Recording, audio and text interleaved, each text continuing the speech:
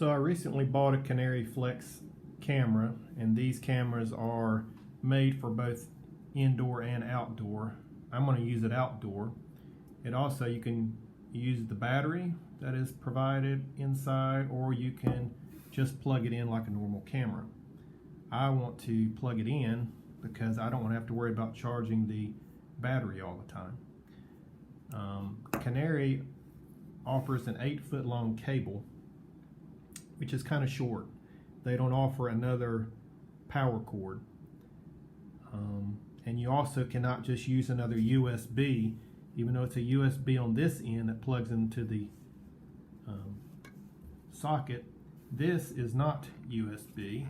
This is magnetic, so it's a specialized end, so you have to use their cord. So the only other option is, and other people have said you can't plug this into another USB extender, that it won't work. I haven't tried that, but that's what I've read. So your only option, if you need a longer cord and your power supply is further than 8 feet, is to buy an extension cord, which is what I did. One of the concerns I had was the fact that when I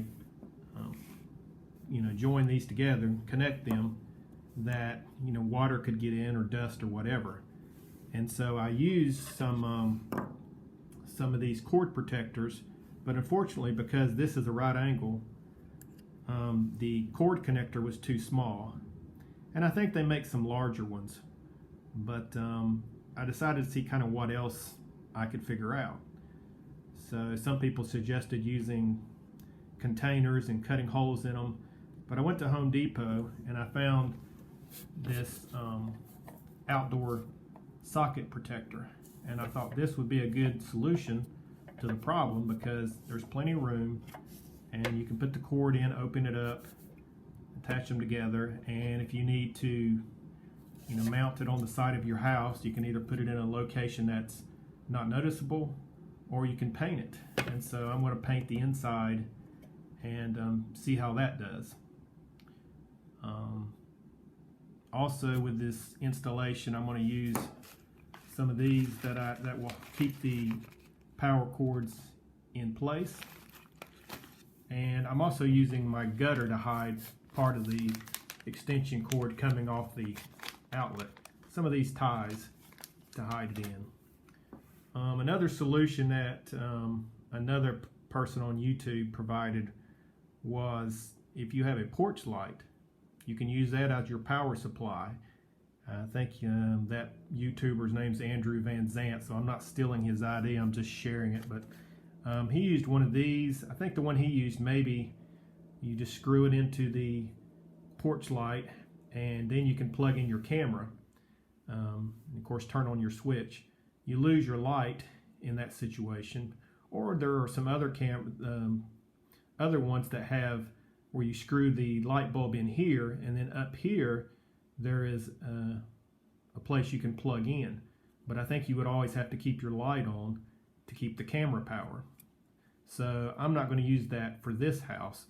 There's another location that I might use that. But we're going to try this first, and then I will post it. But these are pretty neat cameras. Magnetic base, clicks on. So far I've been pretty thrilled with them. So we'll see how the installation goes, and I'll show you that. Okay, so we're on the front of the house, so you can see the Canary camera I've got mounted underneath the eave camera, and then the power cord I've got in place, held in place and painted white to match the trim. Comes on over to the gutter downspout, and I have it connected with some of those ties, and it's coming on down. And then I use that outlet cover box that we talked about. Let's see. And you can see it's sitting in there nicely. I've got it loose. I've got some black tape around both the extension cord and the Canary cord, so if there's any rub as it comes, as it comes out of the holes, then it'll protect it. I had to do some modifications I also used the Dremel to, there's a little bit of a lock button. I just took that off because I want to be able to open and close it easy. And I did that on all my little boxes that I did. So anyway, cord comes on down, hidden by the gutter downspout. And then I've got it over here to the electric box. You can see it's hidden underneath there. I painted it green, goes into my electrical box. So that one is done. So I've got the backyard camera set up. There's my outlet box with my extension cord painted, and it's running along the wall, and it goes up to the outlet cover, which we were talking about earlier. I had to do some modifications here. I had to use the Dremel tool to kind of make that a little bit bigger, so I was able to actually put this slide piece back in. But everything is kind of loose in there. There's no tension. I didn't want any tension to possibly cause a problem. I'll probably use some black tape and wrap it around the cord here. I don't want any wear and tear on the cord. Maybe put a little black tape around the extension cord. So anyway, now the runs right on up to the camera, and it's up pretty high, and it's under an eave as well. I just wanted to make sure there'd be no issues. So job is complete. So we've got the porch light camera set up. I used Charlie Van Zant's idea, which is using one of these, and I'll show you here. I thought this would work, but the way the plug is for the Canary camera, it didn't work, so I had to go with one of these where it plugs in on the side, at least with this very small porch light. If you have a bigger porch light, then you could probably use either one of these. So anyway, I used this one, and it worked out pretty good. I don't know if you'll be able to see or not. I don't have a light bulb in the end, and then of course you can see where I've got the cord running, and I painted it, and it goes on up to the Canary camera,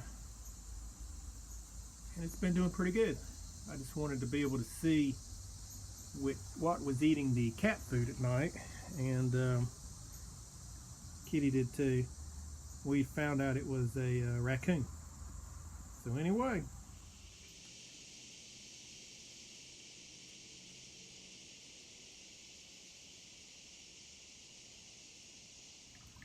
and this is camera number 4. Same concept on the back side of the house, using the extender that Charlie Van Zant talked about. I've got a bulb in this one, but